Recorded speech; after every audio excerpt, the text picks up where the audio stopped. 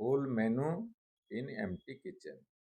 ମାନେ ଖାଦ୍ୟର ସାରଣୀ ସବୁ ପ୍ରସ୍ତୁତ ହେଇକି ଅଛି, ପୁରା ଝୁଲେଇ ଦେଇଛନ୍ତି। ଏଠି ଏୟା ମିଳେ, କିନ୍ତୁ କିଚେନ୍ ଘରକୁ ଗଲାବେଳକୁ ହାଣ୍ଡିଶାଳକୁ ଗଲାବେଳକୁ କିଛି ନାହିଁ। ଏ ବଜେଟ୍ ହେଉଛି ସେୟା। ଆଜ୍ଞା ନୟାଗଡ଼କୁ ମେଡିକାଲ କଲେଜ ମିଳିବ ବୋଲି କୁହାଯାଉଥିଲା। କିନ୍ତୁ ବର୍ତ୍ତମାନ କଣ ହୋମିଓପାଥିକ ଆଜି ମେଡିସିନ ଯୋଉ ବଜେଟ୍ ପାଠ କରାଗଲା, ସେଥିରେ ନୟାଗଡ଼ରେ ଗୋଟେ ହୋମିଓପାଥିକ ମେଡିକାଲ କଲେଜ ଖୋଲିବେ ବୋଲି ଘୋଷଣା କଲେ।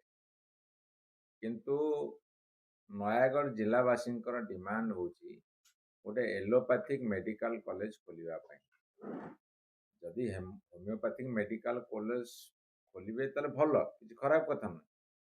କିନ୍ତୁ ଯଦି ଏଲୋପାଥିକ ମେଡିକାଲ କଲେଜ ଖୋଲିବାର ନିଷ୍ପତ୍ତିରୁ ଓହରିଯିବେ ବା ନିଷ୍ପତ୍ତି ନ ନେବେ, ତାହେଲେ ଜିଲ୍ଲାବାସୀ ଆମେ ସମସ୍ତେ ମିଶିକରି ଭୟାନକ ଆନ୍ଦୋଳନ କରିବୁ।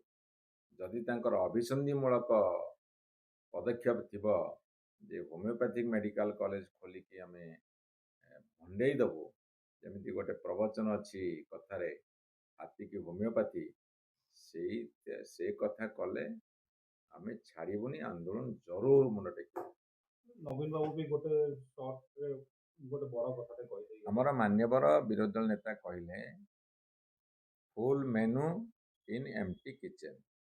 ମାନେ ଖାଦ୍ୟର ସାରଣୀ ସବୁ ପ୍ରସ୍ତୁତ ହେଇକି ଅଛି, ପୁରା ଝୁଲେଇ ଦେଇଛନ୍ତି। ଏଠି ଏୟା ମିଳେ, କିନ୍ତୁ କିଚେନ୍ ଘରକୁ ଗଲାବେଳକୁ ହାଣ୍ଡିଶାଳକୁ ଗଲାବେଳକୁ କିଛି ନାହିଁ। ଏ ବଜେଟ୍ ହେଉଛି ସେୟା।